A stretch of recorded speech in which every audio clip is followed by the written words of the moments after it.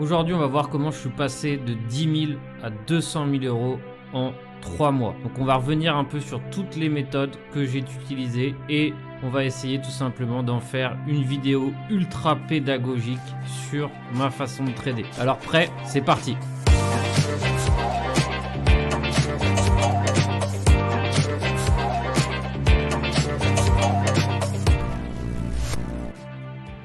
Tous, bienvenue dans cette vidéo un peu spéciale, tout simplement parce que je vous invite chez moi, du coup, dans cette période folle qu'ont été ces 3 derniers mois, 3-4. Alors, pourquoi c'est spécial? Tout simplement parce que on va décortiquer mes statistiques et du coup, on va voir comment je suis passé de 10 000 à 200 000. Alors, pour toute personne qui pense que ça peut être du pipeau ou autre, tous ces trades ont été relevés par IPI sur CoinMarketManager. Donc, impossible finalement de truquer les informations. Donc, évidemment, il y a beaucoup de gens qui peuvent montrer des statistiques et derrière qui ne sont pas forcément vérifiables ou vérifiés. Là, pour le coup, c'est 100% validé par CoinMarketManager. Alors, j'ai longtemps hésité avant de faire cette vidéo pour pas mal de raisons. Parce que montrer des gains, montrer des Rolex, des Ferrari, montrer tous les billets qu'on amasse ou qu'on peut amasser ou hypothétiquement mettre en avant ce genre d'éléments attire un public qui est mauvais, attire des gens qui sont là pour l'argent facile et attire des gens finalement qui pensent que peut-être que c'est facile et que c'est le lifestyle du trader. C'est faux. Il faut savoir que ça implique énormément de travail, ça implique énormément de découvertes sur soi, c'est-à-dire comprendre qui on est, comment on agit, comprendre son comportement, et ça implique aussi d'être extrêmement humble. Donc avant de chercher des Ferrari, des grosses voitures, des grosses maisons, il faut d'abord faire un travail énorme sur soi et vous allez voir que même après avoir gagné cette somme ou être à partir de ces 200 000, pour l'instant, j'ai pas encore de Ferrari. D'accord? Donc tout ça pour vous dire que finalement l'objectif c'est de comprendre plein de choses et j'estime que bien que j'ai hésité à faire ça, je me suis dit que ça pouvait vous être utile et que du coup ça peut justement être très intéressant si en fait je décortique mes statistiques et que ensemble on essaye de comprendre comment j'en suis arrivé là et qu'est-ce qui m'a permis d'en arriver là. Alors d'abord il faut comprendre que pour envoyer ce genre de statistiques, il y a toute une sorte de timing qui rentre en jeu. Le timing a été évidemment très important là-dedans. Au mois de juin, très peu de gens croyaient en cette hausse. Très peu de gens pensaient que c'était possible que ça hausse. Tout le monde était ultra baissier, c'était quasi impossible de trouver une âme acheteuse et donc du coup finalement ça en faisait un sentiment super intéressant parce que tout simplement la majorité était baissière. Qu'est-ce qui s'est passé? Ça a haussé, ça a extrêmement haussé, notamment Ethereum qui a presque doublé de sa valeur pendant l'été. Et après le mois d'août qui a recommencé à être baissier et plutôt voilà le milieu août qui a été baissier et enfin on a eu pendant le mois de juillet des coins qui ont fait 100, 200, 300%. Ce qui fait que finalement les conditions de marché étaient favorables à la hausse et qu'il est bien plus facile de gagner quand ça hausse. Donc ici il y avait un timing parfait. L'autre timing, là où j'ai fait la deuxième majorité des gains, c'est vers fin octobre, début novembre. Alors il faut savoir qu'en fait aussi, je me suis payé plusieurs fois. Donc bien que le R est évolutif, c'est ce qu'on va voir plus tard, je me suis payé plusieurs fois. Ce qui fait qu'à des moments, la courbe stagne.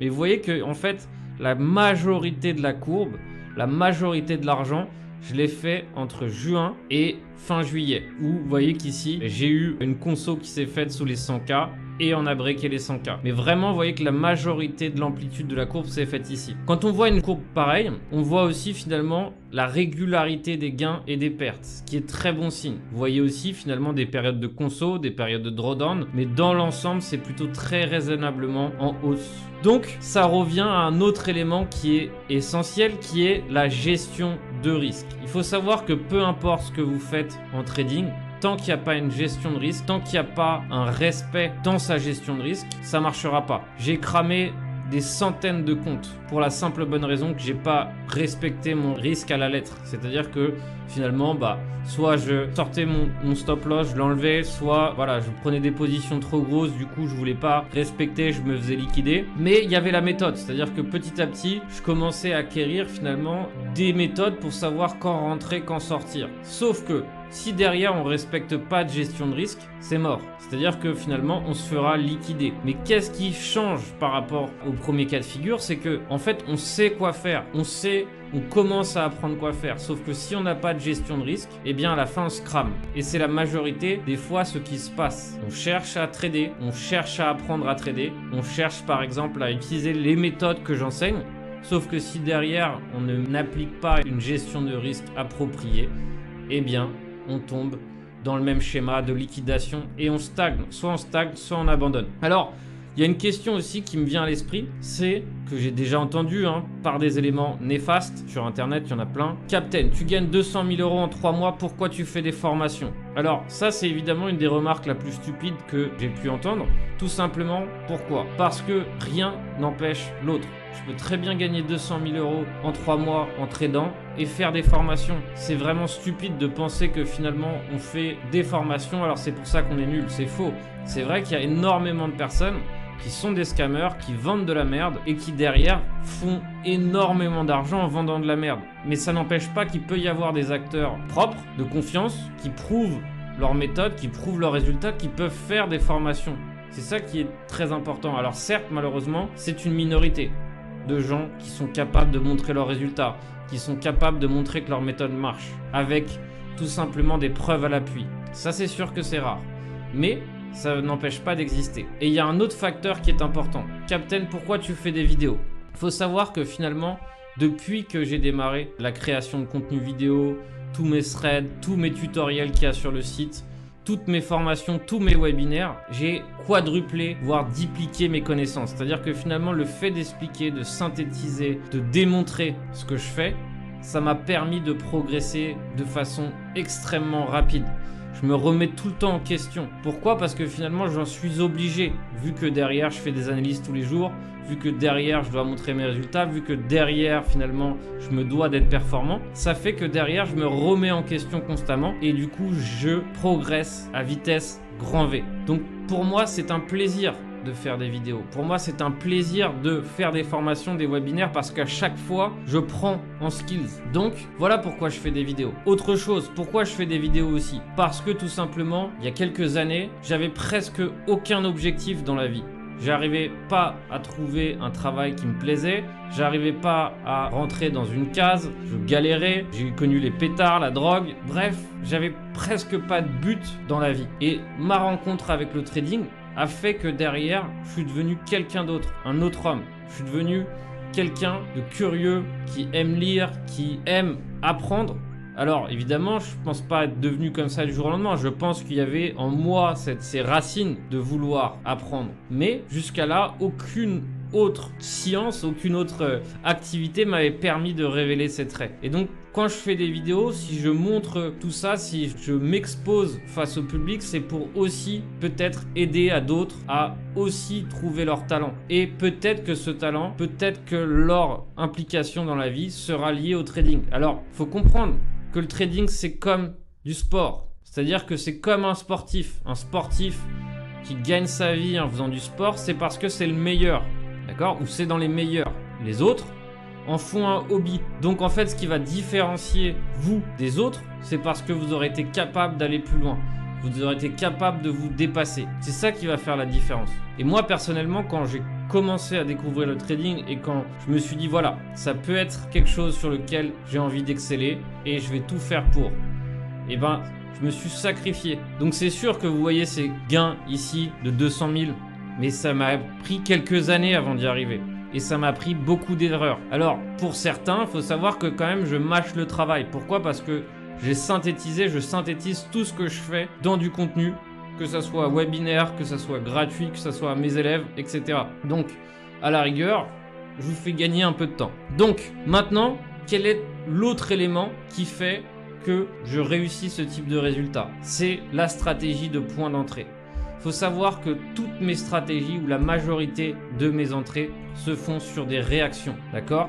Et quand on rentre sur des réactions, quand on rentre sur des endroits opportuns, ça nous permet tout simplement d'avoir un ratio gain-perte opportun. Et donc, vous voyez que par exemple ici, juste là, par hasard, j'ouvre le truc, c'est une de mes méthodes préférées, à savoir ce que j'appelle le popcorn. Et d'ailleurs, c'est tout simplement la formation que j'ai faite la dernière. Il y a une autre méthode, il y en a d'autres. Et d'ailleurs, mon prochain webinaire sera le 18 décembre, le dernier de l'année. Mais la majorité de mes setups se font sur des réactions. C'est-à-dire que j'utilise pas forcément des indicateurs techniques, j'utilise tout simplement juste l'observation. Et quand on apprend à observer, quand on comprend les bases de la dynamique de marché, quand on comprend où est-ce qu'on se localise, derrière, il n'y a plus qu'à se faire confiance. Donc ça, c'est aussi une grosse partie de ce que je fais. J'ai besoin de volatilité, j'ai besoin de réactivité. Et quand il y a ces éléments qui s'alignent, du coup, il n'y a plus qu'à mettre en place la stratégie, peu importe les actifs. Et donc, c'est pour ça que finalement, sur des petites périodes de temps, on peut éventuellement faire des grosses sommes. Mais ça va demander de l'entraînement. Tout demande de l'entraînement. Donc pareil, tout ce qui est sur mes stratégies d'entrée, je les enseigne tous les jours à mes élèves. Je les enseigne dans mes formations webinaires, dans mon site internet, même des choses parfois qui sont gratuites. Donc, nourrissez-vous de ce qui existe à droite à gauche, mais nourrissez-vous des bonnes choses. Et aussi un conseil aussi, ne cherchez pas à tout le temps tester 40 000 stratégies, d'accord? Une personne vous dit de faire ça, une autre vous dit de faire ça, etc. C'est pas très bon de faire ça. Pourquoi? Parce que derrière, vous ne serez jamais capable de savoir quelle des stratégies vous rapporte réellement de l'argent. Et derrière, on passe d'une stratégie à une autre. Et enfin, le respect de ses sorties. Quand je me fixe un objectif ici à 1,50 R par exemple, ou on va dire que j'étais là peut-être à 2,46 R, cherche pas à aller à 4 R ou à chercher le double. Non, mon objectif, il était de là à là. Ça y est, j'ai banqué ici, j'ai banqué peut-être allez, 4-5% de bénéf, c'est suffisant pour faire évoluer mon compte. Et derrière, je passe à la prochaine opportunité. Je suis pas trop gourmand. J'essaye pas ici d'aller chercher la lune. Je suis pas greedy. Je me contente de ce qu'il y a. Et derrière, je me nourris de ce qu'il y a et je passe à autre chose. Je réfléchis, je me pose. Légèrement, je prends du temps entre les deux prochains scénarios. C'est-à-dire que si je viens de sortir et je fais de l'argent, je vais pas aller enchaîner tout de suite un trade pour essayer tout simplement de refaire un gain. Non, si j'ai encaissé ici un 2,25, je me pose, d'accord? Je prends une pause, j'arrête. Pourquoi? Parce que derrière, il me faut au moins un petit temps d'avoir digéré ce gain. Sinon, les 3/4 du temps, ça sera un gain, enfin ça sera un trade qui sera pris du coup sous le coup de l'émotion et donc finalement qui sera perdant. Et quand on regarde ici, donc quand on décortique les statistiques, on voit ici que le gain moyen est passé ici de 1200. Mais quand j'ai démarré ici le challenge avec 10K, le gain moyen était de 100 $. Il est passé de 120 $, à 130 $, jusqu'à aller à 1238. Donc quand moi j'ai fait mon gain moyen par jour, pour moi c'est de toute façon quelque chose qui me permet de me dire voilà, c'est bon, tu as fait ta journée, on passe à une autre journée. Donc par principe, j'ai essayé de respecter ici mon gain moyen. Une fois que le gain moyen est validé, j'arrête. Pourquoi? Parce que je sais qu'il y a des fortes chances que si je me reprends à nouveau, eh bien il est possible que je me prenne une claque. Donc soit je laisse du temps, soit si en fonction de l'heure qu'il est dans la journée, eh bien je m'arrête. Ça peut être aussi une solution. Vous voyez qu'ici, mon R est de 1,90 et qu'avec 10 000 $, en 3 mois, j'ai réussi à en faire 200 000. 195 000. Et vous voyez maintenant autour de vous certainement de plus en plus de gens qui vous disent voilà, j'ai fait 5R, 6R, ma stratégie, mon système me permet de encaisser des 6R, 10R, etc. Il faut savoir que si on a un R ici, allez, même de 3, 3,5 par exemple, on serait déjà ici probablement à presque 1 million de $. Donc personnellement, je veux améliorer mon R.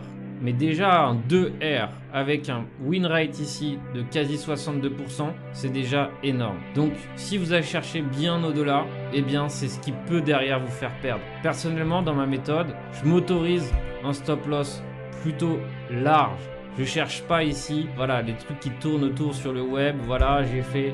Non, d'accord, si vous y arrivez, tant mieux. Moi, personnellement, j'arrive pas à trader comme ça. Donc, voyez large. Il est largement préférable de se laisser de la place pour avoir raison, d'avoir un meilleur win rate. C'est mon approche. Derrière, évidemment, vous pouvez en avoir une autre. Donc maintenant, je suis en train de me fixer le même type de challenge sur DYDX. Alors, ça va être légèrement différent. Pourquoi? Parce que finalement, je compte me payer régulièrement. Donc là, j'ai démarré avec 5K et du coup vous voyez que ça a été fait sur le dernier e-poche, donc en 9 jours, à peu près 10 jours. Le timing est pas mauvais, donc là ça consolide, mais si ça continue à hausser, je peux très bien continuer à te faire évoluer. Mais par contre, il est primordial pour moi de me payer. D'accord? C'est-à-dire que maintenant, je veux pas laisser trop d'argent. Donc là, c'est pas sur les exchanges. Donc là, c'est vrai que c'est sur mon wallet. Mais pareil, je veux de la fiat. On est en récession. Je veux des fiat au maximum. D'accord? Tous ceux qui rigolent sur votre nez parce que vous dites voilà que vous voulez sécuriser, eh bien, ne les écoutez pas. Je veux de la fiat.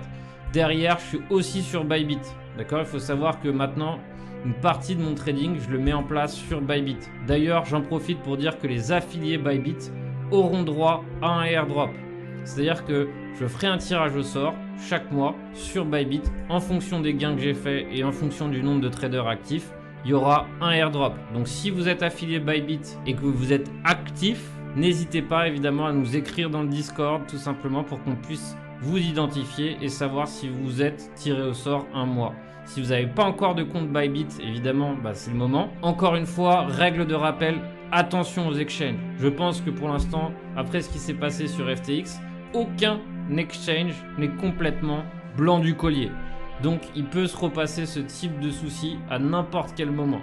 Et dans ces cas-là, c'est pour ça qu'on ne veut pas tout simplement se retrouver dans une situation où on a tout notre argent sur un exchange.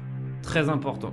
Donc moi personnellement, pour mes affiliés Bybit, j'ai voulu faire cette démarche pour la simple et bonne raison que j'estime que ça peut aider d'autres personnes à redémarrer et que c'est une façon donnant-donnant de faire profiter à mes affiliés tout simplement d'un bonus de temps en temps. Donc sachant qu'on est à peu près une centaine de traders actifs, ça fait à peu près une chance sur 100 de gagner, ce qui est pas si mal. Donc voilà, je vous rappelle que tout mon contenu est disponible sur mon site internet. C'est-à-dire que tout ce que je fais, vous l'avez sur